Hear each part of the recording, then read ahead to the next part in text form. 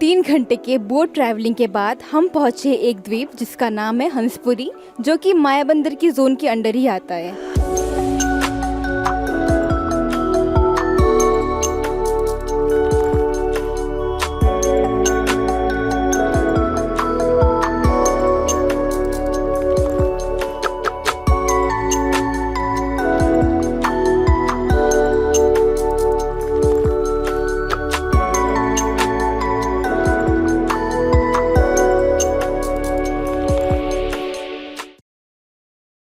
नमस्कार, हमारा कार्यक्रम है बस एक मिनट। तो हम इन लोगों से कुछ सवाल पूछेंगे। अगर इन लोगों ने 3 सवाल सही दिया तो उन्हें हम इलेक्शन कमीशन की ओर से एक भेंट देंगे, व अगर नहीं दिया तो पास किया जाएगा क्वेश्चन और इनके पास एक लाइफ नाम भी होगा। तो आइए हम शुरू करते हैं।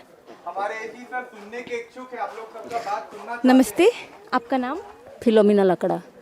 आप यहीं की रहने वाली हो? हाँ, यहीं का रहने वाली हूँ। मेरा आपसे एक छोटा सा सवाल है, क्या आपको पता है कि यहाँ पर वोटिंग की एज कितनी है? कितनी उम्र में हम वोट दे सकते हैं? हम कितना उम्र में दे सकते हैं? 60 तो पार हो गए। नहीं, मतलब जैसे कि आपके बच्चे हैं ना घर पे, तो उन लोग कितने उम्र के बाद वोट दे सकते हैं? 18 से। बिल्कुल सही जवाब, आपने एकदम सही जवाब दिया है। अब मैं आपसे और 2 सवाल पूछने वाली हूँ। आपका दूसरा सवाल यह है कि यहाँ जो हमारे ये हंसपुरी इलाका है ना, यहाँ पर कौन सी भाषा बोली जाती है? हम लोग के हंसपुरी में हिंदी भाषा, या तो हम लोग का रांची भाषा सादरी। जी बिल्कुल सही, आपने 2 प्रश्नों का सवाल एकदम सही दिया है। अब हम बढ़ते हैं अपने तीसरे सवाल की ओर। क्या आपको पता है कि जब इलेक्शन होता है तो अगर आपको किसी पार्टी को वोट ना देना तो आप कौन सा बटन दबाएंगे? सबसे नीचे का। उस पर क्या लिखा होता है, आपको ये पता है? नहीं पता। आप चाहे तो हेल्पलाइन किसी सर से या फिर किसी से पूछ सकते हैं जिनके ऊपर आपको ट्रस्ट है कि वो हाँ आंसर बता सकते हैं। किसी से हेल्पलाइन लेना चाहेंगे आप? हाँ, आप इसी सबसे भी हेल्प ले सकते हैं। जी, कि इस क्वेश्चन का सवाल का जवाब क्या है। अगर वो हेल्पलाइन में आप जीत जाते हो तो आपको इलेक्शन कमीशन की ओर से एक तोहफा मिलेगा। जी, आपका नाम? आदेश मिंज। आप यहीं के रहने वाले हो? जी। आप, ये आंटी ने आपका हेल्पलाइन लिया था कि जो इलेक्शन होता है तो आप कौन से बटन को दबाने से जो अगर आप किसी को भी वोट ना देना चाहे, तो आपने जवाब दिया नोटा। आपका जवाब बिल्कुल सही है। इसका फुल फॉर्म है नन ऑफ द अबव। आज की हमारी लकी विनर फिलोमिना लकड़ा है, जिन्होंने 3 प्रश्नों का उत्तर बिल्कुल सही दिया है। बहुत बहुत बधाई आपको। मेरे टेबल पे भी रखा हुआ है चुनाव का पर्व, देश का गर्व। सर से ये रिक्वेस्ट है कि यहाँ के ग्रामवासियों को कुछ 2 शब्द कहे वोटिंग के उपलक्ष्य पर, और यहाँ जो दूरदर्शन के फॉलोवर्स हैं उनको। आज हम हंसपुरी में आए और महात्मा गांधी कॉलेज की बच्चे हैं जो हैं, उनकी टीम आई, उन्होंने नुक्कड़ नाटक का प्रदर्शन किया। इसके माध्यम से सभी को बताया कि वोटिंग करनी कितनी इम्पॉर्टेंट है, उसके साथ जो है एथिकल वोटिंग करनी, उसकी क्या इम्पोर्टेंस है। उनको best candidate should win, best candidate को चूज़ करने के लिए क्या क्या पैरामीटर्स हैं, उन्होंने नुक्कड़ नाटक अपने इसके माध्यम से चुनाव पाठशाला के थ्रू बताया है। तो मैं उम्मीद करूंगा कि हंसपुरी में ज़्यादा से ज़्यादा वोटिंग करें सभी महिलाएं, जो 18 साल से उम्र के ज़्यादा से बच्चे हैं, बच्चे और बुज़ुर्ग, 85 plus person with disability, maximum participation हो। और इन लोगों की हमने समस्याएं भी सुनी, इसको भी हायर लेवल्स पे, हायर अथॉरिटीज़ के सामने हम डिस्कस करेंगे। तो एक मतदान जो है लोगों का सुनने के लिए, लोगों के पास एक मंच है जिससे वो अपने आप को एक्सप्रेस कर सकते हैं। तो मेरी यही अपील है सबसे कि maximum voter participation in Hanspuri, Mayabunder, north and middle Andaman and in whole Andaman and Nicobar islands. आप देख रहे हैं बस एक मिनट कार्यक्रम। तो हम अपने नेक्स्ट उम्मीदवार के पास जा रहे हैं। मैम, आपका नाम? रानी दास है। जी, आप यहीं की रहने वाली हो? जी नहीं, मैं चैनपुर की रहने वाली हूँ। मैं यहाँ मेडिकल में अपॉइंटमेंट मेरा है। तो चलिए बढ़ते हैं हमारे क्वेश्चन की ओर। हमारा एक प्रोग्राम है बस एक मिनट। इसमें है जो आपसे 3 सवाल पूछे जाएंगे। अगर आपने तीनों का सही जवाब दिया तो आपको इलेक्शन कमीशन की ओर से एक तोहफा दिया जाएगा। तो आपके लिए पहला सवाल ये है कि ये जो हमारा एज है ना, 18 ईयर्स में हम वोट दे सकते, इससे पहले कितने ईयर्स का था कि कितने ईयर्स में हम लोग वोट दे सकते? क्या आपको पता है? 21 साल। जी बिल्कुल सही जवाब आपने दिया है, 21 वर्ष।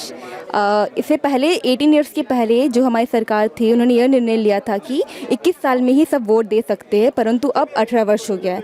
हमारी मैम ने अब ये आंसर का सही जवाब दिया है।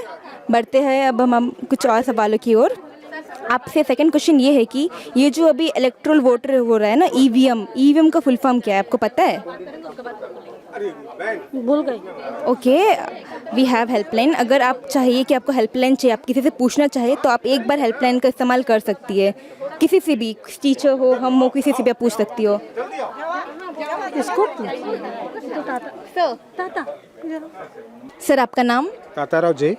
जी सर, आप यहाँ आने का सर आपका उद्देश्य क्या है सर? आप आज यहाँ हंसपुरी आए हैं सर, एंड आपके आई कार्ड से भी लग रहा है कि कुछ विशेष कार्यक्रम। स्वीप टीम के ओर से हैं और यहाँ पर हम जो वोटर्स हैं उसको ज़्यादा से ज़्यादा जो इलेक्शंस आ रही हैं उसमें पार्टिसिपेट करने के लिए, उसको प्रमोट करने के लिए आए हैं।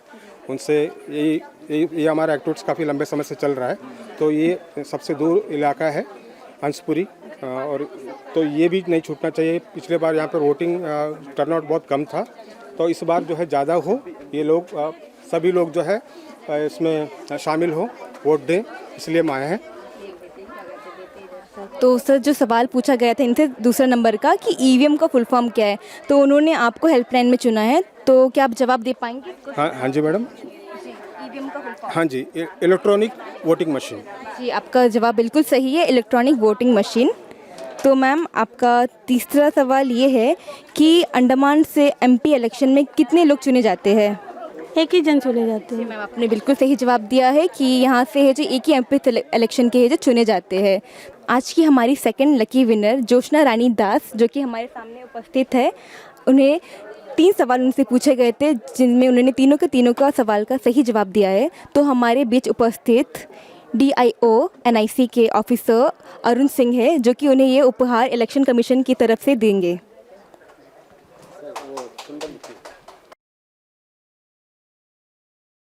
सर से अनुरोध है कि कुछ मैसेज देना चाहेंगे यहाँ के हंसपुरी निवासियों को आप? देखिए, मैं कहना चाहूँगा, इलेक्शंस आपके पास कभी कभी होते हैं 5 साल में, इतना प्रीशियस आपके पास एक राइट है, तो इसका यूज़ करें, यूटिलाइज़ करें और अपना मन चाहा आप यहाँ पे इलेक्ट करें पॉलिटिशियन को। आप चाहते हैं कि यहाँ पे आपकी प्रोग्रेस हो, तो ये आपके लिए बहुत ही इम्पोर्टेंट है, और इस इम्पोर्टेंट का अभी आपको अपॉर्चुनिटी मिला है। तो मैं कहूँगा कि सभी को, जिन जिन का भी यहाँ पे वोटिंग है, वोटर आईडी है, वो सभी जाके 19 अप्रैल को यहाँ पे अपना कीमती वोट देकर अपना राइट कंप्लीट करें। Thank you. जी सर ने बहुत अच्छी बातें कही कि हमारा वोट, यानी कि ये बहुत इम्पॉर्टेंट चीज़ है, हम सभी को है जो वोट देना चाहिए ताकि हम एक सही उम्मीदवार का चयन कर सके। अब हमारे साथ जुड़ी है इमलिया मैम, जो कि प्री प्राइमरी टीचर है हंसपुरी माया बंदर। उनसे हम सवाल करना चाहेंगे कि आप यहाँ कितने समय से रह रहे हैं? नहीं, हम तो 8 साल हो चुका है यहाँ में करते हुए, फिर बचपन की पैदाइश ही यहीं की हूँ मैं। आपकी एजुकेशन क्वालिफिकेशन कितनी है? मेरा है MA है मेरा एजुकेशन। तो चलिए बढ़ते हैं सवाल जवाब बस 1 मिनट कार्यक्रम में। तो आपसे मेरा पहला सवाल ये है कि जो हमारा अभी जो बैनर लगा है ना, नथिंग लाइक वोटिंग, अभी हमारा मोटो है nothing like voting, I vote for sure. इस पर हमारा पहला ये सवाल है कि हमारा जो हेल्पलाइन नंबर 4 अंकों का है, वो नंबर क्या है, आपको पता है? तो आपको इसका आंसर नहीं पता। ओके, तो आप किसी को भी यहाँ पर जिनको आपको पता है कि जो आपको ये आंसर दे सकता है, सर आप यहाँ आ जाइए। सर हमारा एक प्रोग्राम है बस 1 मिनट, तो उसमें मैम से हमने सवाल पूछा कि हेल्पलाइन नंबर इलेक्शन कमीशन का क्या है, यानी जो 4 अंकों का नंबर होता है ना, तो मैम ने हेल्पलाइन में आपको चुना है, तो क्या आपको पता है इसका उत्तर? 15 नहीं। एनी गेस्ट, आप गेस्ट कर सकते हैं। नहीं। तो आपने क्या आंसर दिया? 1950। जी आपका जवाब बिल्कुल सही है, आपने सही उत्तर दिया एंड आपने हेल्पलाइन भी लिया। तो अब बढ़ते हैं नेक्स्ट सवाल की ओर। जो अभी ये चल रहा है ना BLO सेंटर, कि BLO सेंटर जाकर वोटर ID कार्ड बना ले, तो वो BLO का फुल फॉर्म क्या है, क्या आपको पता है? मैम आप चाहे तो आप हेल्पलाइन भी ले सकती है, अगर आप किसी से चाहती है कि वो आपके सवाल का जवाब दे पाए।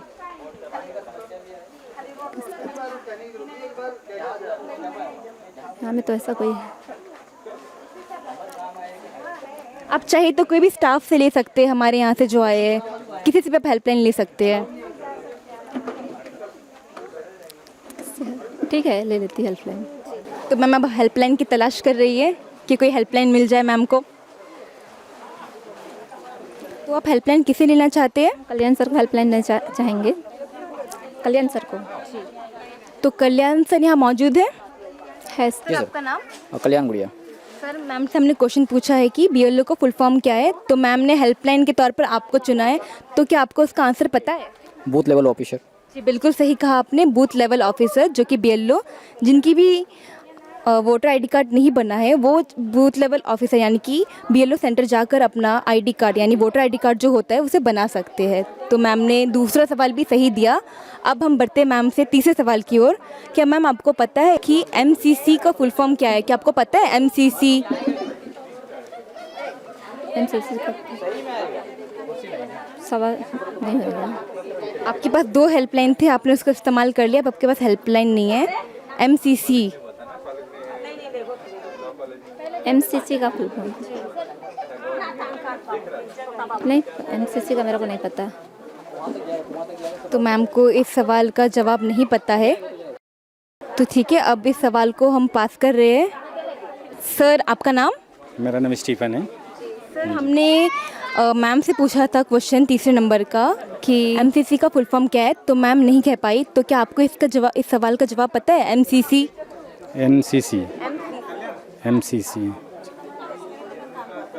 नहीं, मुझे पता नहीं मैडम। ठीक है, कोई बात नहीं।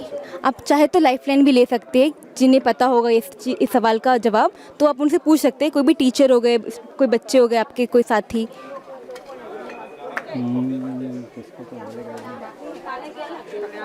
कल्याण सर से ही मैं पूछना चाहता हूँ जी।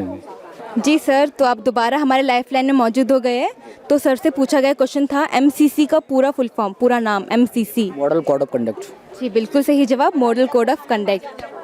तो सर आपका एक जवाब सही हुआ। और सर आपका दूसरा सवाल ये है कि हमारे अंडमान निकोबार में टोटल कितने डिस्ट्रिक्ट है? ज़िला कितने हैं हमारे अंडमान निकोबार में? 3 है मैडम। जी बिल्कुल सही जवाब दिया आपने। सर आपसे एक सवाल मेरा ये है कि आप लोग इतने कट के रह रहे हैं, मायाबंदर से हमें पानी घाट से आना पड़ा इतने 3 घंटे का सफ़र करके, तो यहाँ की जो समस्या है, यहाँ के क्या क्या समस्या है सर जो बहुत ज़रूरी है, जिनका सॉल्यूशन होना? मेन ज़रूरी है मैडम यहाँ में रोड का। हाँ जी, मेन रोड हो जाने से हर समस्या का समाधान हो जाएगा। जितने भी गवर्नमेंट सर्वेंट है, अगर रोड हो जाएगा तो अपने अपने घर से अप एंड डाउन कर सकता है, सुबह आएंगे तो शाम को जा सकता है। मेन रोड है। तो चलिए बढ़ते अब हमारे तीसरे सवाल की ओर। क्या आपको पता है ये जो अंडमान से कितने MP की सिलेक्शन में कितने लोग जाते हैं, कितने MP बनते हैं? 1 मैडम। जी आपने बिल्कुल सही जवाब दिया, 1 MP चुनते हैं। तो चलिए अब हम बढ़ते हैं अपने कार्यक्रम की ओर, कंटिन्यू करते हैं बस 1 मिनट। तो मेरा आप सभी से एक सवाल ये है कि जो 2019 में यहाँ पर जो वोटिंग हुआ था उसमें कितने पोलिंग स्टेशन हंसपुरी में थे 2019 में? मैम आपका नाम? शांति ग्लोरिया। जी आपको इसका जवाब पता है? जी जी बोलिए। एक ही पोलिंग स्टेशन था। जी आपने बिल्कुल सही कहा, एक ही पोलिंग स्टेशन है, जो कि ये स्कूल ही था। जी मैम आपसे दूसरा सवाल ये है कि जो इलेक्शन का जो फॉर्म होता है ना, जो फॉर्म कैंडिडेट भरता है, वो कौन सा फॉर्म नंबर होता है? नहीं आइडिया मेरे को। अगर आप चाहे तो आप हेल्पलाइन ले सकती है अपने बगल के किसी भी साथियों से। जी आप हेल्पलाइन किसे लेना चाहती है? का नाम है कितुर में तो नाम है दोरोतिया सोरेंग। दोरोतिया सोरेंग। तो आपको पता है इसका जवाब? 6। जी आपने बिल्कुल सही जवाब दिया है, 6। आप क्या करती हो मैम? खेती करते हैं। अच्छा, खेती में आप लोग क्या उगाते हो? धान, दाल। जी मैम, तो मेरे एक छोटा सवाल है, जो अभी के जो युवा है ना, इन लोग सबको बस डिजिटल चाहिए, मतलब खेती बाड़ी, मतलब जो अभी आप लोग जो कर रहे हो ना वो नहीं चाहिए, तो इसके लिए आप क्या संदेश देना चाहोगी? क्या बोलूँगी इसके बारे में तो नहीं पता। मतलब जैसे कि देखिए अब हम जी रहे हैं तो हमें फूड भी तो चाहिए ना, उसके लिए भी तो प्लांटेशन होना चाहिए, प्रोडक्शन होना चाहिए, तो जो कि आज की पीढ़ी नहीं कर रहे हैं, तो उसके लिए आप कुछ 2 शब्द? हाँ, तो सबको तो करना चाहिए था, जो नहीं करना उसको करना है। हम लोग की मांग है सबसे पहले रोड ही है, कि रोड आ जाएगा तो उसके पीछे पीछे जो हम लोग को मांग है आस्ते आस्ते आ ही जाएगा। तो मैम आखिरी एक सवाल आपसे कि जो मिनिमम एज ऑफ वोटिंग कितनी है, कितनी उम्र में हम वोट दे सकते हैं? 18+। जी, आपने बिल्कुल सही जवाब दिया है। आपने 3 शानदार प्रश्नों का शानदार जवाब दिया है।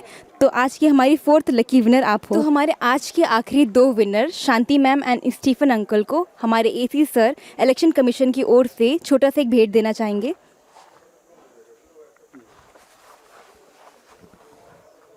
शांति मैम, जिन्होंने 3 प्रश्नों का बिल्कुल सही जवाब दिया है। यहाँ पर जो है हंसपुरी में सारी गवर्नमेंट की स्कीम्स इम्प्लीमेंट हो रही हैं। एमजी नरेगा का ये पॉन्ड अंडर डेवलपमेंट है। 11,000 मैंडेज यहाँ पे अलॉट हुए हैं। इसकी एडमिनिस्ट्रेटिव सैंक्शन एक्सपेंडिचर सैंक्शन जो है 35 लाख की दे दी गई है। और पिछले फाइनेंशियल ईयर में उससे ज़्यादा जो इनका टारगेट था नरेगा का, उससे ज़्यादा अकम्प्लिश हुआ है। 76,000 मैंडेज का टारगेट था ओवरऑल ज़िले का, और यहाँ का भी टारगेट उससे ज़्यादा हमने अचीव किया है।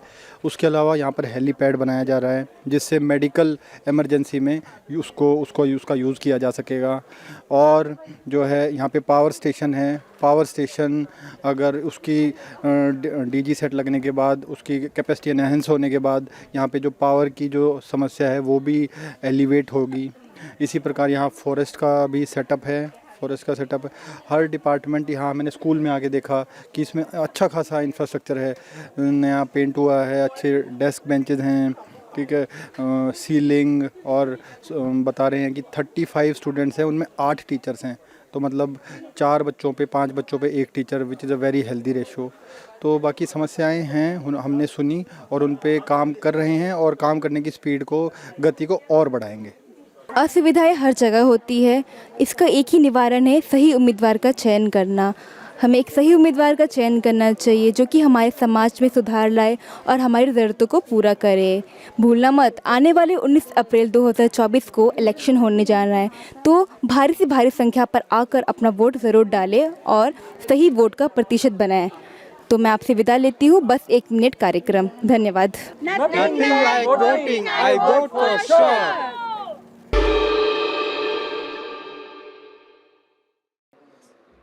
तो दर्शकों, इस वक्त हम मौजूद हैं डाइट के art and craft resource centre में। तो देख सकते हैं बहुत ही प्यारा आर्ट एंड क्राफ्ट का जो नज़ारा है, आप देख सकते हैं कितना ब्यूटिफिकेशन यहाँ पे किया गया है हमारे होनहार स्टूडेंट्स की ओर से। तो आइए सीधी बात करते हैं यहाँ इस जो क्लासरूम है, ये जो रूम है, उनके इंचार्ज गीता मैम जी से। गीता मैम, आपका बहुत बहुत स्वागत है हमारे कार्यक्रम बस 1 मिनट में। तो सबसे पहले तो आप हमें बताइएगा, ये जो क्लासरूम है इसे बनाने की क्या आवश्यकता पड़ी है और इसका क्या उद्देश्य रहा है? मेरा नाम गीता रानी बैरागी है। मैं आर्ट एजुकेशन क्लास का फाइनल टीचर हूँ। मैं बच्चों को यहाँ पर डाइट ज्ञानाचरण डाइट इंस्टीट्यूट में मैं बच्चे लोग को आर्ट सिखाती हूँ, जो कि इससे बच्चे लोग का एक टॉपिक है होलिस्टिक डेवलपमेंट। इसमें 2 टाइप्स का होलिस्टिक डेवलपमेंट है, जिसमें कि performing art and art education. तो परफॉर्मिंग आर्ट में जैसे कि डांस, ड्रामा, म्यूज़िक है, और आर्ट एंड क्राफ्ट में इसमें विजुअल आर्ट है।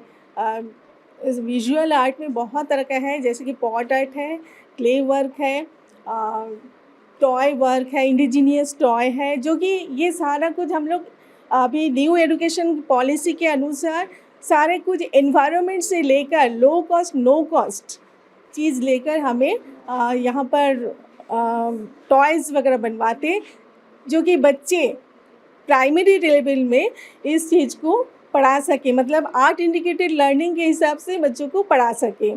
क्योंकि डांस के थ्रू, आर्ट के थ्रू, अभी न्यू एजुकेशन पॉलिसी कहते हैं कि आर्ट के थ्रू लिंक करके सब्जेक्ट को लिंक करके पढ़ाना। तो वही चीज़ यहाँ पर बच्चे द्वारा फर्स्ट या सेकेंड ईयर के बच्चे के द्वारा बनवाया गया, और यही चीज़ लेकर TLM लेकर बच्चे प्राइमरी लेवल में पढ़ाएंगे। शिक्षक को अपने जो स्टूडेंट्स हैं उसे पढ़ाने के लिए, समझाने के लिए बहुत अच्छा माध्यम है, बहुत अच्छा सोर्स है कि आप सीधे जो थ्योरी के हिसाब से आप बताएंगे कि कोई चीज़ ऐसा होता है। मान के चलिए किसी आप बोर्ड के बताते हैं बच्चे कि बोर्ड का शेप ऐसा होता है, परंतु यदि आप उसे दिखाएंगे कि बोर्ड का शेप ऐसा होता है या किसी हट का शेप ऐसा होता है, दिखाएंगे, जो आर्ट के थ्रू उन्हें समझाएंगे, तो उनके दिमाग में ज़्यादा से ज़्यादा असर करेगा और उसकी जो छवि है उसके दिमाग में रह जाएगी, जब भी आप उसे आर्ट्स के तरह उसे समझाएंगे। पढ़ाने का बहुत अच्छा माध्यम है ये। एक प्रकार से आप कह सकते हैं कि जो शिक्षा का जो स्तर है हमारे देश में और साथ ही साथ हमारे द्वीपों में भी एक के बाद हर एक वर्ष अधिक से अधिक बढ़ता चला जा रहा है, उच्च कोटि तक पहुंचाया जा रहा है और पूरा का पूरा श्रेय है हमारा इसमें हमारे जो जितने भी टीचर्स हैं सभी का। तो आइए बढ़ते हैं अगले प्रश्न की ओर। तो हमारा अगला जो प्रश्न है, क्या आप ये बता सकते हैं कि चुनाव का प्रचार और प्रसार करने के लिए कौन से रिलीजियस प्लेस का इस्तेमाल कर सकते हैं? चुनाव का जो कैंपेन होता है उसे चलाने के लिए, प्रचार करने के लिए क्या किसी रिलीजियस प्लेस का इस्तेमाल किया जा सकता है? यदि किया जा सकता है तो कौन से रिलीजियस प्लेस का इस्तेमाल किया जा सकता है? मंदिर है, मस्जिद है, चर्च है, गुरुद्वारा है, इस प्रकार के जो रिलीजियस स्थान होते हैं कौन से प्लेस का इस्तेमाल कर सकते हैं? कौन बताना चाहेगा? जी हाँ, सबसे पहले आप अपना नाम बताएंगे। मेरा नाम रिया मजुमदार है और मैं सेकेंड ईयर की छात्र हूँ। तो रिया जी, आप बता सकते हैं इस प्रश्न का उत्तर? हाँ जी, तो बेसिकली हमें किसी रिलीजियस प्लेस का इस्तेमाल नहीं करना चाहिए कि इलेक्शन चीज़ को प्रमोट करने के लिए, क्योंकि इट्स अ डेमोक्रेटिक थिंग। तो उसे रिलीजियस बैरियर को लेकर हमें उसको प्रमोट नहीं करना चाहिए, क्योंकि उसमें क्या है, अवेयरनेस तो क्रिएट नहीं होगा, उससे ज़्यादा डिस्क्रिमिनेशन होगा रिलीजियस वाइज। बिल्कुल सही कहा, ज़ोरदार तालियां कि हम कोई भी पार्टी चुनाव के प्रचार या प्रसार के लिए रिलीजियस प्लेस का इस्तेमाल बिल्कुल भी नहीं कर सकता है। पूरा का पूरा मनाही है हमारे संविधान के हिसाब से और हमारे इलेक्शन कमीशन की ओर से। तो आइए बात करते हैं, अगले प्रश्न की ओर बढ़ते हैं। उससे पहले हम जानना चाहते हैं आप कहाँ से बिलोंग करती है, कहाँ की रहने वाली है? मैं पोर्ट ब्लेयर की रहने वाली हूँ एंड डॉलीगंज में रहती हूँ। डॉलीगंज में रहती है। क्या आपके परिवार से इससे पहले कोई जो टीचिंग लाइन में गया है, आपके माता पिता या आपकी बड़ी बहन या भैया, ऐसा कोई है? एक्चुअली मेरे ग्रैंडपा है, तो पहले थे, अब वो रिटायर हो चुके हैं, तो इसीलिए he was a maths teacher. तो आपने अपने ग्रैंडपा से इंस्पिरेशन हासिल की है यहाँ पर जो टीचर ट्रेनिंग को हासिल करने के लिए। तो आप अभी क्या लग रहा है कि आप तैयार हो चुके हैं बच्चों को पढ़ाने के लिए? सेकंड ईयर की छात्रा है, फाइनल ईयर है आपका। मैं ऐसे तो नहीं बोलूँगी कि मैं तैयार हूँ। फर्स्ट ईयर तो मैंने ठीक है थोड़ा तो नॉलेज ग्रैब कर लिया है, बट अभी सेकेंड ईयर में भी मुझे नॉलेज और गेन करना बाकी है। तो अब से तो मैं नहीं कहूँगी कि मुझे पूरा नॉलेज है, तो मैं इस प्रोसेस को पूरे 2 इयर्स को ज़्यादा अच्छे से नॉलेज गेन करके एंड प्रेफर करूँगी आगे, then only I can say. तो रिया जी, आपने पहला प्रश्न का बिल्कुल सही उत्तर दिया है। आपके लिए दूसरा प्रश्न ये रहेगा कि वोटिंग करने के दौरान ईवीएम मशीन से वोटिंग होती है, ये आपको पता है, सभी को पता है। ईवीएम मशीन में जो बटन है जो उसे प्रेस करके वोटिंग देना पड़ता है। क्या लगातार एक बार आपने बटन को प्रेस किया, फिर उसके बाद फिर से आपने दूसरे बटन को प्रेस किया? क्या ऐसा, यदि ऐसा करते हैं कोई भी कैंडिडेट, कोई भी वोटर्स, तो कौन सा जो वोट है उसका वैध रहेगा? पहला रहेगा, क्योंकि आप एक मशीन में 2 बार तो ऐसे अपने डिसीजन को चेंज नहीं कर सकते, तो आपने जो पहला बटन दबाया वही अप्रूव रहेगा। एकदम श्योर है? आप इसे लॉक कर दे?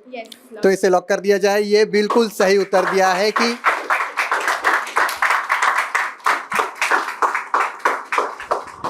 तो रिया जी 2 प्रश्नों का बिल्कुल सही उत्तर दिया है। तो उससे पहले तीसरे प्रश्न पर बढ़ने से पहले मैं जानना चाहता हूँ कि ये जो आर्ट एंड क्राफ्ट की जो बहुत खूबसूरत यहाँ पे रखी हुई है जो मटेरियल्स हैं, इनमें से आप हमें कुछ बता सकते हैं? कोई भी एक मटेरियल्स को उठा करके इससे आप कैसे पढ़ाएंगे अपने बच्चों को, किस वजह से ये बनाया गया है? तो मैं बताना चाहती हूँ सॉक्स पपेट के बारे में। तो बेसिकली इसे बनाने के लिए हमें सिंपल सॉक्स की मदद लेनी पड़ती है एंड यहाँ पे we have to cut it and जैसे एंड इसका इम्पोर्टेंस ये है कि हम इसे टीचिंग करते वक्त हम इसे लाइक कोई भी पोएम, स्टोरी वगैरह को डेमोन्स्ट्रेट करने के लिए, लाइक बच्चों को और ज़्यादा अच्छे से समझाने के लिए हम इसे यूज़ कर सकते हैं। एंड एजुकेशन पॉलिसी अभी बहुत चेंज हो गया है। अब ज़्यादा लेक्चर मेथड से ज़्यादा बच्चों को ज़्यादा अगर हम डेमोन्स्ट्रेट मतलब चीज़ों के थ्रू पढ़ाएंगे तो बच्चों को ज़्यादा पता चलेगा। तो इसलिए हम स्टोरी, पोएम्स वगैरह यूज़ करते वक्त इसे यूज़ करते हैं कोई स्टोरी डिपिक्ट करने के लिए, इसीलिए वो इजी हो जाता है बच्चों को समझाने के लिए। तो रिया जी, क्या आप एक उसे डेमोन्स्ट्रेशन करके दिखा सकते हैं?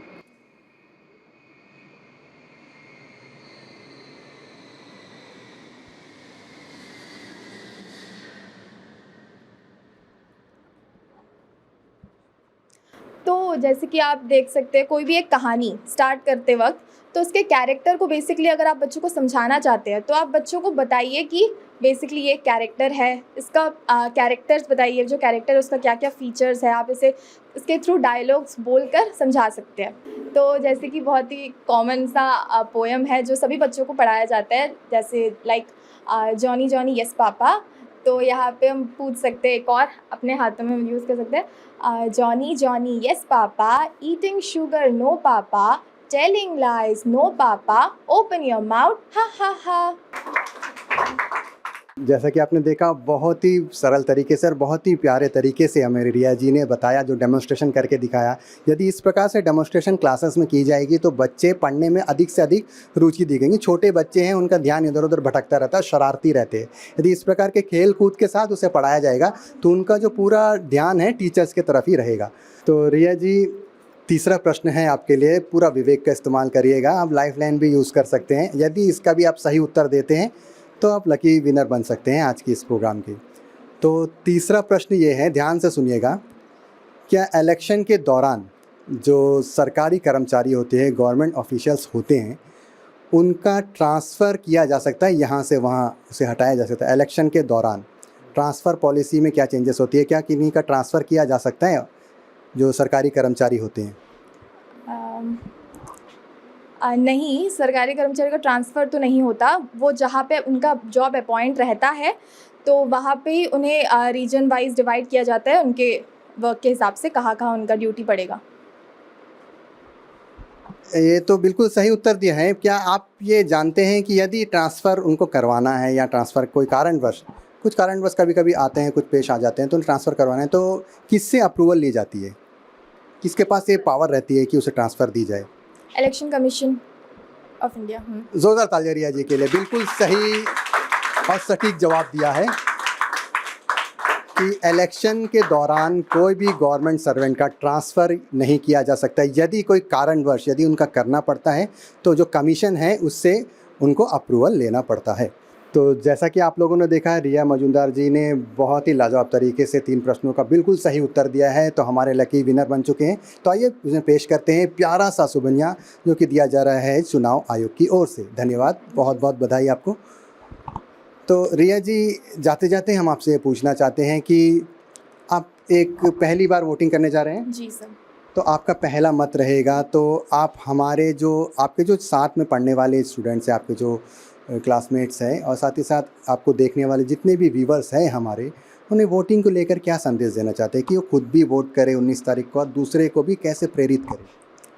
तो मैं सबको ये मैसेज देना चाहती हूँ कि जैसे कि हमें पता है कि इलेक्शन वोटिंग देना वो हम सबका एक राइट है, तो आप उस राइट को एक अच्छी तरह से यूटिलाइज़ करें, ना कि आप बस आपको कोई एक पसंद है, आपको पहले देखना पड़ेगा आप जिसको वोट कर रहे हो, आप सही में वो इंसान के पास उस लीडरशिप क्वालिटी पूरे कंट्री को मतलब संभालने का जो फोटे है वो है कि नहीं, वो सबके क्राइटेरिया के हिसाब से आपको उसे वोट देना चाहिए उन्हें। एंड आप प्रेफर करिए, सबका राइट होता है, नोटा का ऑप्शन भी होता है, अगर आप किसी को वोट नहीं भी देना चाहते हो तो आप उसमें वोट कर सकते हो, but you have to vote somehow, it's your right.